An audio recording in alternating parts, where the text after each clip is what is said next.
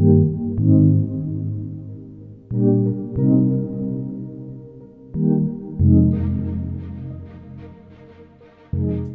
forget, if you're watching this as a video, you can always pause anywhere you like if you want to look at the images in more depth or read the text yourself.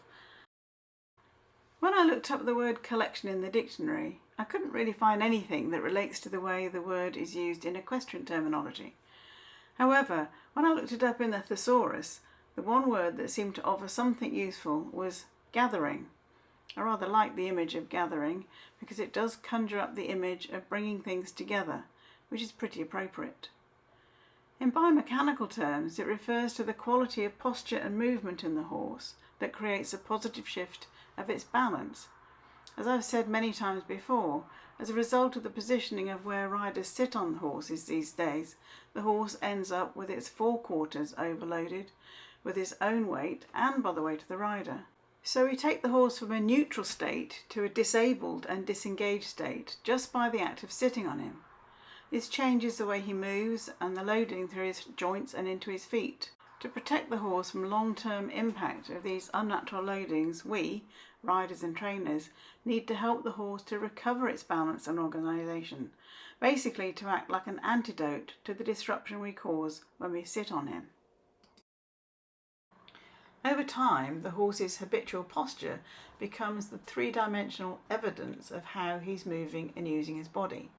So if you look on here, you can see the pelvis, and you see from the arrows, his pelvis is sort of rotated in an anti-clockwise direction, which effectively disengages his hind legs. And you can see how this rotation of the pelvis into this disengaged state drops the horse's back into a very weakened shape and forces his weight then down onto the forequarters and into his front legs, and with the stress related all the way through the joints. You can see his whole posture is now set up like a rope bridge with a very weakened area in the middle, not in any way set up to be able to carry the weight of the rider. And you'll notice there's a little star on his body marked with a downward facing arrow, which is showing the star is basically where his point of balance is in a neutral state. And you can see how his posture has now changed so that that has been pushed forward and moved forward and down. I managed to find this image which hopefully will show you how a horse gets into that very weakened state through being ridden in a very unstructured way. Here's a typical example, the horse being ridden so in walk, predominantly in walk where there's no elevation to the steps, and you can see that same pattern with the pelvis rotated in the wrong direction, the weight dropped forward down into the front of the horse's front limbs. And you can imagine over time, when the horse is subjected to this organisation over a period of time, this is how his body starts to adapt. So the antidote to this rather unfortunate state is the use of collection. And collection isn't just one thing. There are degrees of collection that the horse can be trained and helped to achieve that allow him to perform movements and acts of athleticism that are well beyond what he would need to do very often in his natural environment. However, a very high degree of collection means he can perform movements and gaits that humans consider to be impressive and desirable in competitive dressage competitions and in traditional schools of equestrianism such as the Cadre Noir and the Spanish Riding School. There's an example of this in the image to the left. This kind of movement is not asked for until the stallions of the Spanish Riding School are fully mature, very fit and strong, and have undergone many years of training. And you can see how the horse's hindquarters are powerfully engaged with the joints flexed and the hind feet closer to his centre. This enables him to lift the whole of the front end of his body, plus the additional weight of the rider upwards. This is a very simple illustration of what's happening in terms of the mechanics of how the horse uses his body when engaged as opposed to disengaged, and how the pelvis and the whole spine and the whole balance of the horse responds and is connected. So I'm just going to leave this image up for a couple of minutes just so you can take on board what it's showing you.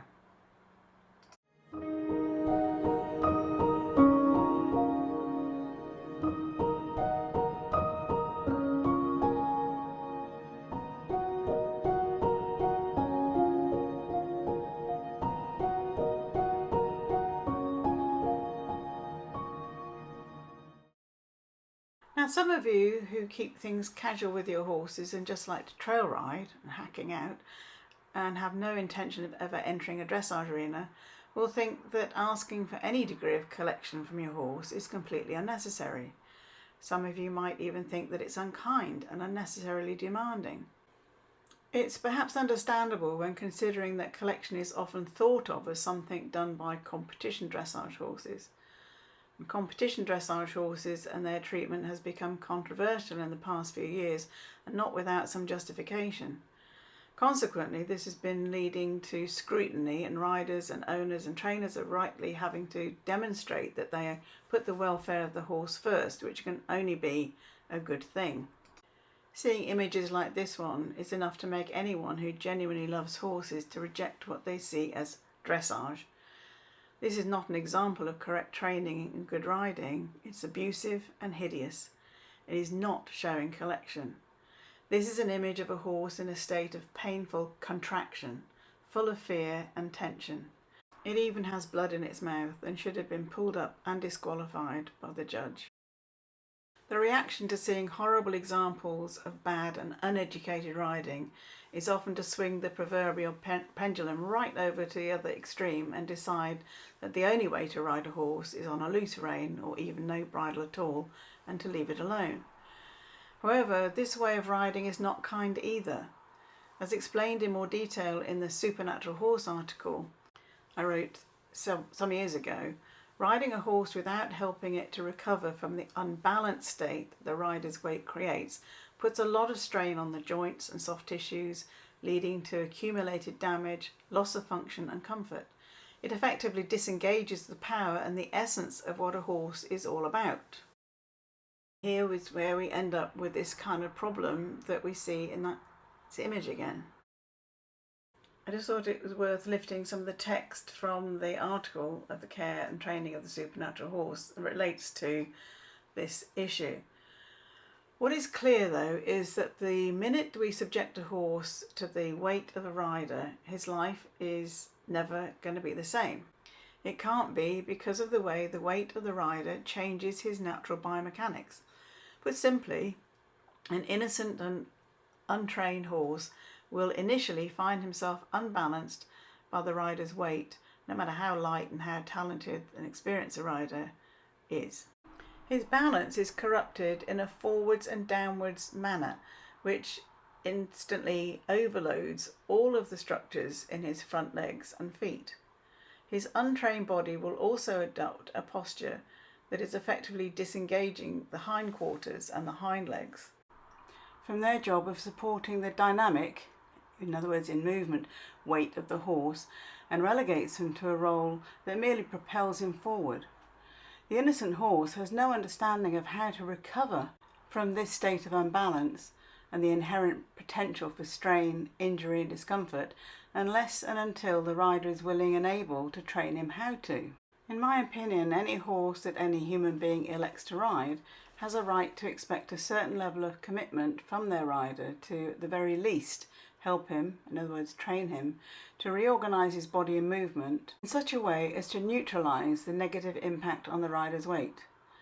In the very best examples of training and riding, it's possible to progressively train the horse how to use a combination of his movement, posture, power and fitness to become stronger, more adaptable, better balanced and coordinated than he ever needs to be in a natural state.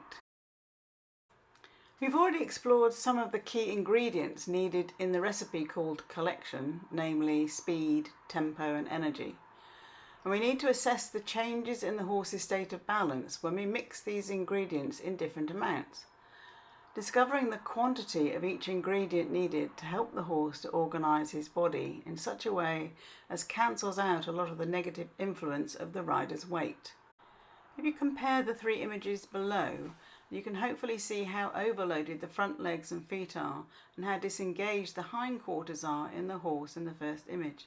The middle image shows a horse that has been helped to recover to a more neutral state of balance, and the one on the right shows a greater level of organisation and collection. I'm going to leave this image up for a little while just to give you time to look at the images again and read the descriptions underneath, as it may be useful to see them for a bit longer.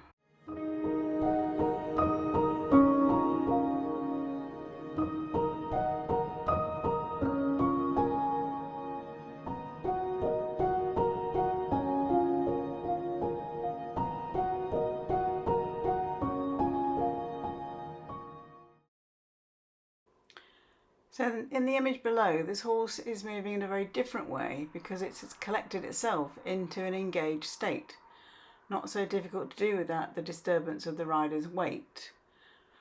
And you can see how different this looks to the images we looked at before of the horse in a disengaged state, and how the arrows are in the opposite direction and everything's very weak.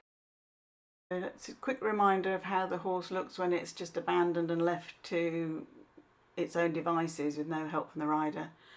And here we move on to an image of a horse that's been trained over quite a long period of time and progressively to become confident and strong and well organised in its body and its movement to carry the rider easily. So just a few points to summarise everything here. A certain level of collection and engagement is required in the horse just to act as an antidote to the effect that the rider's weight has on its natural balance and movement. Horses do not instinctively know how to achieve this minimum level of collection beyond a few steps because it's not necessary in their natural lives. This is the role and responsibility of the trainers and riders to progressively help the horse to understand and develop the necessary habits, confidence and physical strength to be able to sustain an engaged state during any time it's carrying a rider. The degree of collection and engagement required will depend on what the horse is being asked to do. A horse being taken on a trail ride, for example, will not need to collect as much as a horse being expected to perform higher level dressage movements or jump high fences. But regularly riding a horse that is disengaged and with no collection puts a lot of stress on its body, makes it feel vulnerable and is not kind.